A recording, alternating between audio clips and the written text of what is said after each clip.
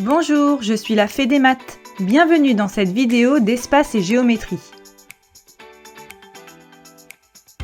Ensemble, nous allons apprendre à déterminer la distance entre deux points sur une droite graduée. Avant ça, je t'invite à t'abonner à notre chaîne YouTube et à activer la petite cloche pour recevoir les notifications. Cette notion fait appel au nombre relatif que tu as déjà étudié. Si besoin, tu peux revoir cette leçon.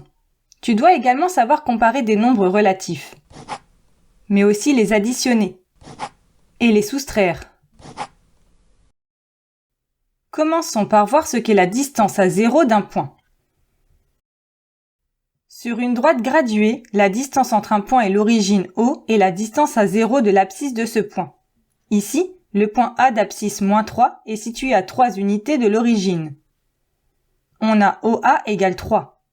On dit que la distance à 0 du nombre relatif -3 est 3. De même, pour le point B, la distance à 0 de 2 est égale à 2. On peut remarquer que la distance à 0 d'un nombre positif est égale à ce nombre. Et la distance à 0 d'un nombre négatif est son opposé. Dans un cas comme dans l'autre, on retrouve bien une distance positive. Intéressons-nous maintenant à la distance entre deux points. Par exemple, entre nos deux points A et B, sur la droite graduée, on peut facilement lire que la longueur AB est égale à 5 unités. En fait, on détermine la distance entre deux points en calculant la différence entre leurs abscisses.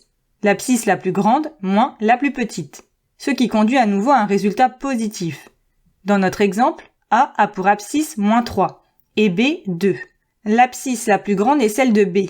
2 positif est supérieur à -3.